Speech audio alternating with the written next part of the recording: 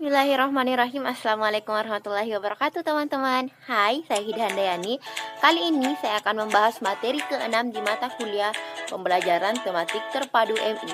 Jika pada pekan lalu kita membahas tentang jenis media pembelajaran di MI, maka kali ini di materi ke-6 saya akan membahas tentang penyiapan media pembelajaran di MI.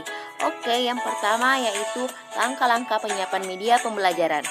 Langkah yang harus diperhatikan dalam penyiapan atau penggunaan media pada setiap kegiatan belajar mengajar adalah bahwa media yang digunakan dan diarahkan untuk mempermudah siswa dalam upaya memahami materi pembelajaran atau menomorsatukan kebutuhan siswa.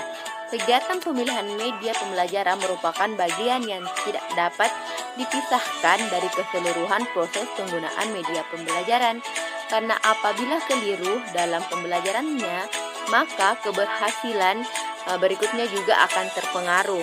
Memilih media harus dikaitkan dengan tujuan, strategi atau evaluasi belajar yang telah digunakan. Yang kedua yaitu alat-alat yang harus alat-alat yang dibuat itu harus memenuhi syarat. Yang pertama yaitu rasional, yang kedua yaitu ilmiah, yang ketiga yaitu ekonomi, yang keempat adalah praktis, dan yang kelima fungsional. Selanjutnya yaitu prinsip-prinsip media pembelajaran.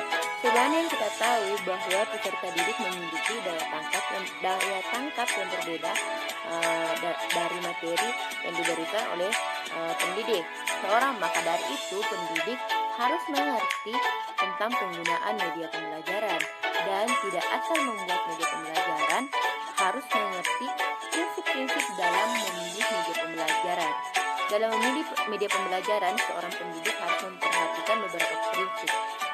Ya, di antaranya yang pertama yaitu tidak satupun media, prosedur dan pengalaman belajar yang paling baik untuk belajar. Yang kedua, percayalah bahwa penggunaan media itu sesuai dengan tujuan khusus pembelajaran.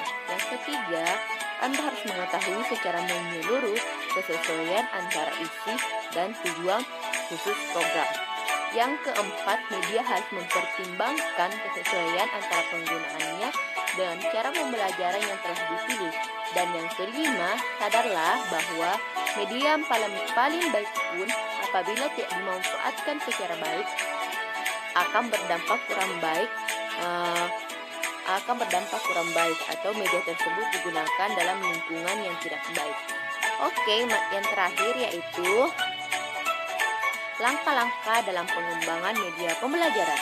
Langkah-langkah yang harus diambil dalam pengembangan program media pembelajaran ada 6. Langkah yang pertama yaitu kalian harus menganalisis kebutuhan dan karakteristik peserta didik kalian. Yang kedua, merumuskan tujuan pembelajaran dengan operasional dan khas. Yang ketiga, merumuskan butir-butir materi secara terperinci yang mendukung tercapaiannya tujuan. Yang keempat, mengembangkan alat pengukuran keberhasilan berupa teks penilaian. Yang kelima, menuliskan naskah media. Dan yang keenam, mengadakan tes atau uji coba dan memberikan revisi jika ada yang salah.